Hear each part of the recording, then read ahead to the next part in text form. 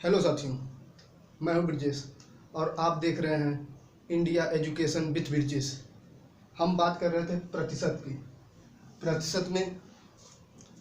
प्रतिशत का आज लेक्चर 4 है।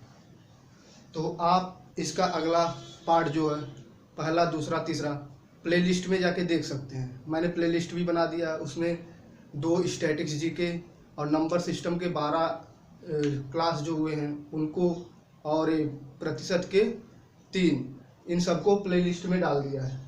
तो हम आज बात करेंगे नया और पुराना मूल्य।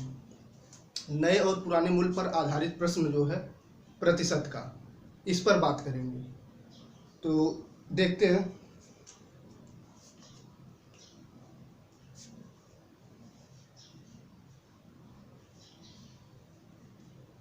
हाँ, और एक बात, अगर वीडियो अच्छी लगे तो अपने दोस्तों में शेयर करिए और सब्सक्राइब करिए, लाइक कमेंट जरूर करिए। देखते हैं। फिर कह रहा है कि चावल के मूल्य में 25% की कमी हो गई, जिससे एक व्यक्ति 500 रुपये की अपेक्षा 500 रुपये में पहले की अपेक्षा 8 किलोग्राम अधिक चावल खरीद लेता है। चावल का नया या वर्तमान मूल्य क्या है? कह रहा है एक व्यक्ति था, वो 25% की कमी हो गई, जिससे 500 रुपये में पहले की अपेक्षा 8 किलोग्राम चावल अधिक खरीद लेता है। तो चावल का नया मूल्य क्या है? हम पहले बात करेंगे विस्तार से, जो एक बेस होता है उससे बात करेंगे। क्या है? अगर हम मान ले व्यक्ति द्वारा कुल खर्च, व्यक्ति खर्च कितना करता है? अगर खर्च करता है 500, ठीक है, 500,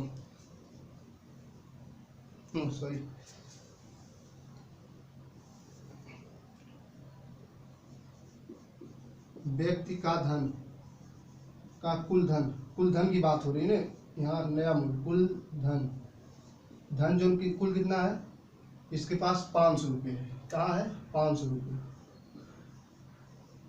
रुपये है। और प्रतिशत कमी या वृद्धि क्या है? चावल के मूल्य में प्रतिशत कमी या वृद्धि। तो कमी कितने की है? कमी हुई है 25% की। प्रतिशत वृद्धि या कमी। तो फिर हम बात करें बचत की। बचत क्या होगा? व्यक्ति की बचत बात करें, व्यक्ति की बचत क्या होगी? तो 500 का 25%, 25/100 क्या हो जाएगा? अगर बचत की बात करें तो ये हो जाएगा 2 जीरो से 2 जीरो कट जाएगा। अब 25 एकम 25 पचे 625 यही होगा।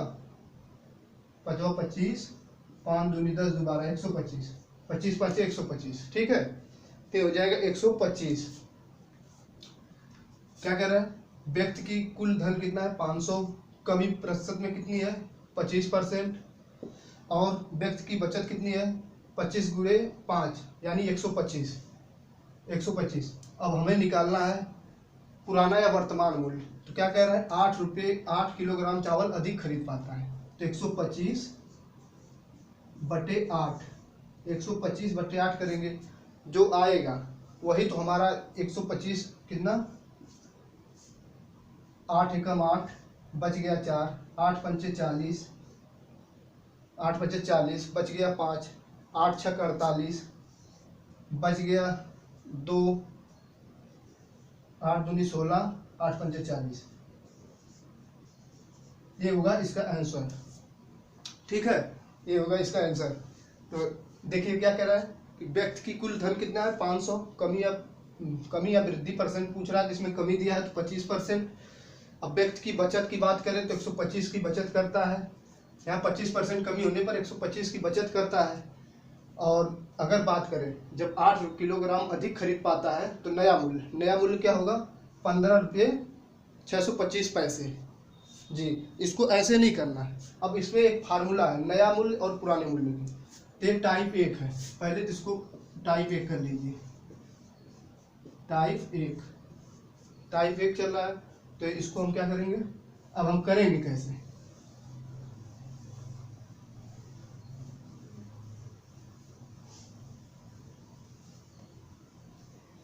अब बात कर रहे हैं नया मूल्य और पूरा नया मूल्य।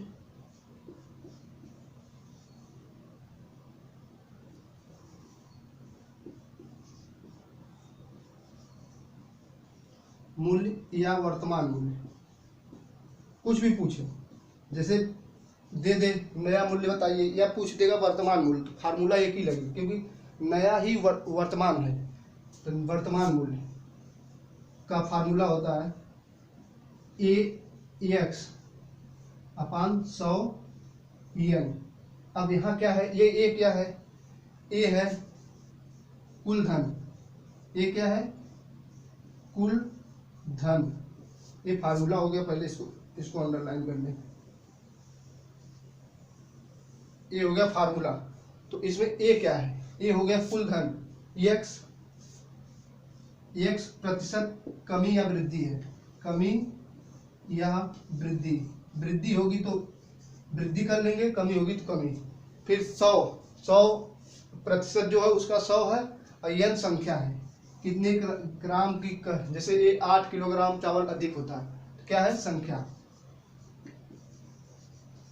ठीक है, इसी की बात कर रहा है। तो देखते हैं, इसको नोट कर लीजिएगा, ए क्या है एक्स क्या है। तो फार्मूले से देखते हैं क्या कह रहा है, ए हम बताएं क्या है, धन है, धन कितना है 500, ए धन 500, एक्स प्रतिशत है 25%, ठीक है। इसी प्रतिशत को हटा के यहाँ 100/100 लिखते हैं, तो वही नीचे 100 लिखा जाता है, फार्मूले में है 100, और यन यानी संख्या गुणे 8, इसको काटेंगे, ये 0 से 0 कट जाएगा, फिर 25 पंचे 125/8, 8 तो कितना आया था 15.625, यही इसका उत्तर होगा। चलिए इसको नोट डाउन करिए।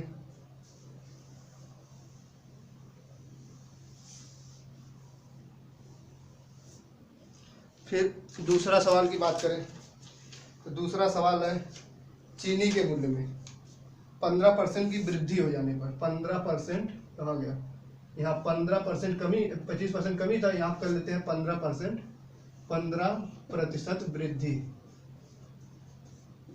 वृद्धि हो गई, जिससे एक व्यक्ति को 350 रुपये में, 350 रुपये में पहले की तुलना में या अपेक्षा एक ही चीज है, पहले की अपेक्षा 2.8 यहाँ हो गया 2.8 किलोग्राम चावल कम, यहाँ अधिक था, चावल कम मिलता है, कम खरीद लेता है। तो नया मूल्य या वर्तमान मूल्य ज्ञात कीजिए, इसका नया मूल्य या वर्तमान मूल्य। तो क्या होगा देखते हैं फार्मूले से, फार्मूला क्या था हमारा, ए एक्स अपान 100 यही था ना फार्मूले से। ए कितना है 350 और एक्स कितना है 15%। एक्स क्या था प्रतिशत वृद्धि या कमी, और 100 यही होगा ना। तो 100 की जगह कितना रखना है 2.8 हो गया ना। तो इसको क्या करेंगे, पहले सबसे पहले हम दशमलव हटाएंगे। तो दशमलव हटाने के लिए क्या करेंगे, यहाँ कर लेंगे 350 गुणे 15, यहाँ 100 गुणे 28 लिख के एक यहाँ 10 लिख देंगे, दशमलव हट जाएगा, ऊपर नीचे 10 से गुना करेंगे, 2 8 हो जाएगा और ये हो जाएगा। तो यही चीज़ है, इसको क्या करेंगे, ये कट गया 2 जीरो से जो कट गया, ये बच गया 28, 7 5 35, 7 6 7 5 35, 7 इसको हटे, 7 चौक 28, ये हो गया 4 और ये हो गया 15 5, ये हो गया 4 15 5 75/4। फिर इसको काटेंगे, 4 एकम 4, 4 एकम 4,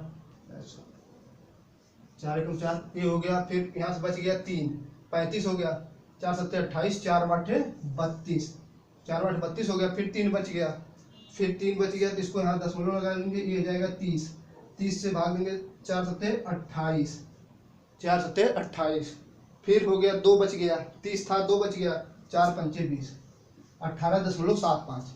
इसका आंसर क्या हो जाएगा, वर्तमान मूल्य क्या है 18.75। ठीक है, फिर देखते हैं अगला।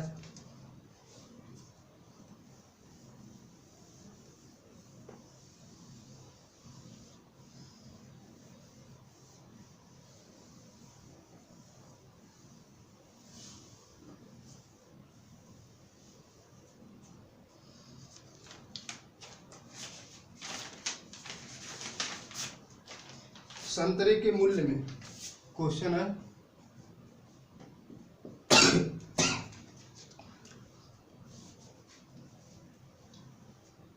कह रहा संतरे के मूल्य में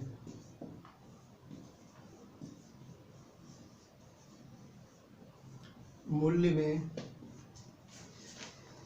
20% की कमी हो गई, मूल्य में 20% की कमी हो गई,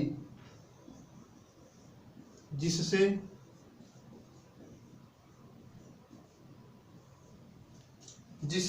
मोहनलाल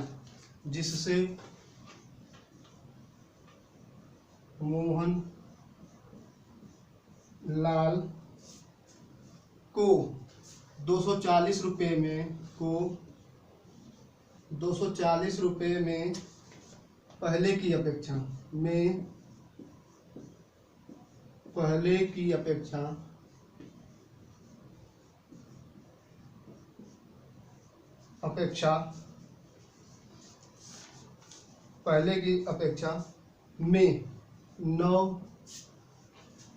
9 संतरे अधिक खरीद पाते हैं, 9 संतरे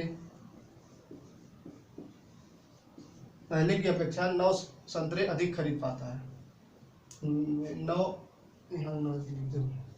9 संतरे अधिक प्राप्त करता है,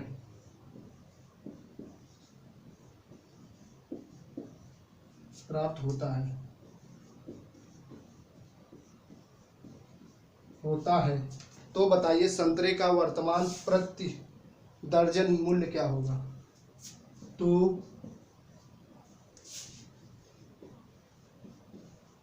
बताइए संतरे का वर्तमान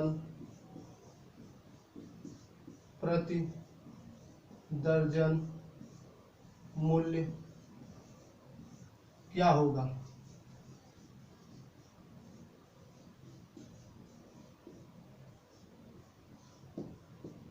दोस्तों बात कर रहा है, क्वेश्चन क्या है कि संतरे के मूल्य में 20%, संतरे के मूल्य में 20% की वृद्धि कमी हो गई, जिससे मोहनलाल को 240 रुपये में पहले की तुलना में 9 संतरे अधिक प्राप्त होते हैं। तो बताइए संतरों का वर्तमान प्रति दर्जन मूल्य, यहाँ देखिए प्रति दर्जन मूल्य क्या होगा, देखते हैं। तो सॉल्यूशन की बात करते हैं। कह रहा अगर फार्मूला का था AX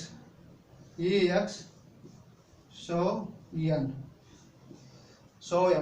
तो कितना है 240, ये कितना है 240, और x कितना है 20%, 100 गुने n कितना है n है 9, तो इसको फिर काटते हैं, ये हो गया 0 से 0, यहाँ 0 से 0 कट गया।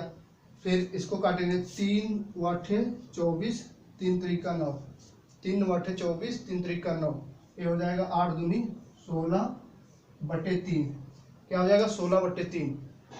ये हमारा उत्तर नहीं है, यहाँ प्रति दर्जन पूछ रहा है। तो प्रति दर्जन मूल्य अगर हम ज्ञात करेंगे, प्रति दर्जन मूल्य तो क्या हो जाएगा 16/3 गुने 12, 3 चौक को 12, 16 चौक को 64, क्या हो जाएगा 64। ठीक है, प्रति दर्जन मूल्य हमारा हो जाएगा 64।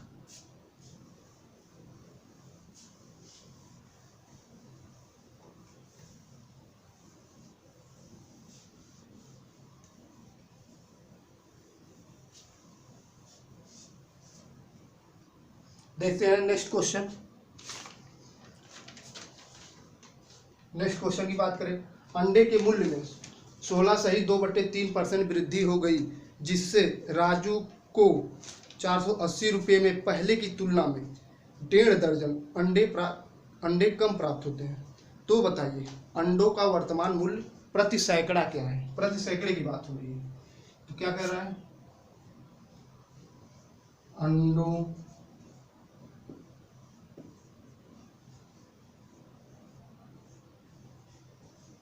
अंडों के मूल्य में 16 सही 2/3% की वृद्धि हो गई,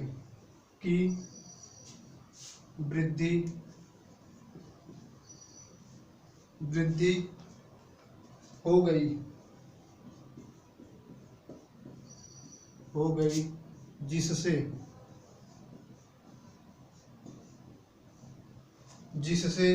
राजू को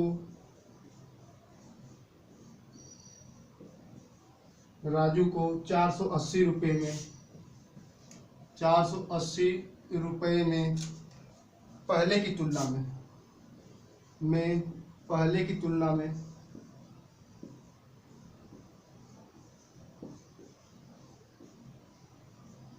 तुलना में 1.5 दर्जन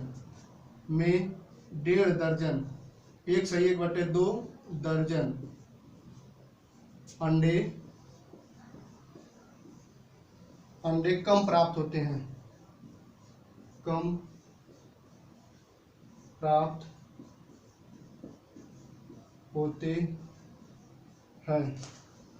डेढ़ दर्जन अंडे कम प्राप्त होते हैं। तो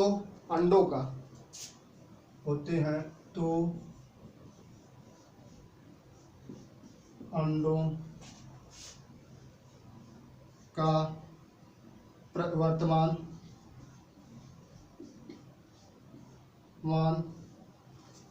मूल्य प्रति सैकड़ा बताइए। प्रति सैकड़ा क्या होगा,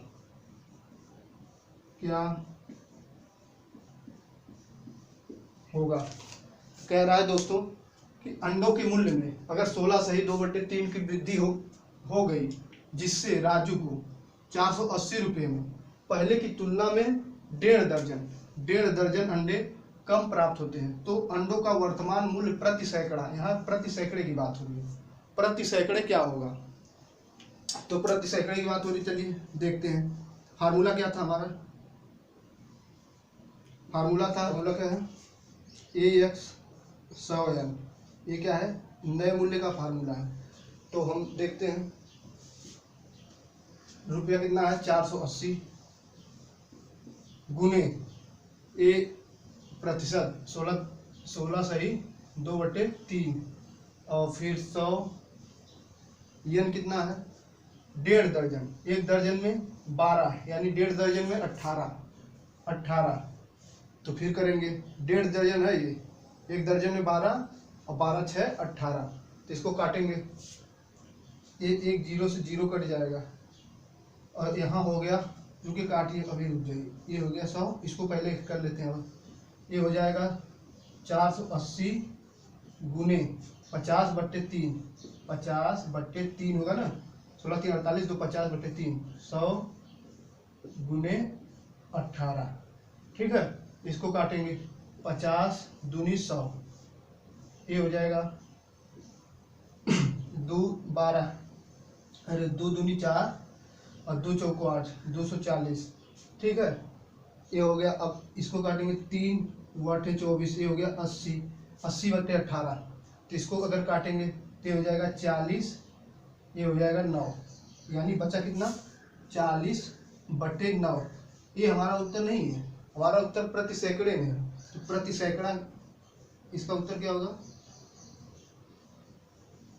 प्रति सैकड़ा, प्रति सैकड़े की बात करें तो गुने 100 कर देंगे, यही होगा ना, प्रति सैकड़ा हमारा मूल्य। तो ये क्या हो जाएगा, 40 तो था, ये 3 जीरो 2 जीरो और बढ़ गया, 4000 बटे 9। फिर अगर हम बात करेंगे 9 चौक को 36, बच गया 4, 9 चौक को 36, 9 चौक को 36, फिर पॉइंट, फिर हो गया 9 चौक को 36, 9 चौक को 36 से करते हुए चला जाएगा। जब मैं बताया नंबर सिस्टम पढ़ा रहा था तो ये बताया था कि जब कोई संख्या लगातार दोहराती चली जा रही है तो क्या है, लगातार बढ़ते आगे चली जा रही है, तो उसको रोकने के लिए किस चीज़ का प्रयोग करते हैं, बार का। ये मैं नंबर सिस्टम के बार पर आधारित प्रश्न में पढ़ाया था कि जब कोई संख्या बढ़ती चली जाए तो उसको रोकने के लिए बार चिन्ह का प्रयोग करते हैं। तो दोस्तों ये क्लास यहीं तक रही, और अगर वीडियो आपको अच्छी लगे तो लाइक शेयर सब्सक्राइब और कमेंट करना ना भूलें। धन्यवाद।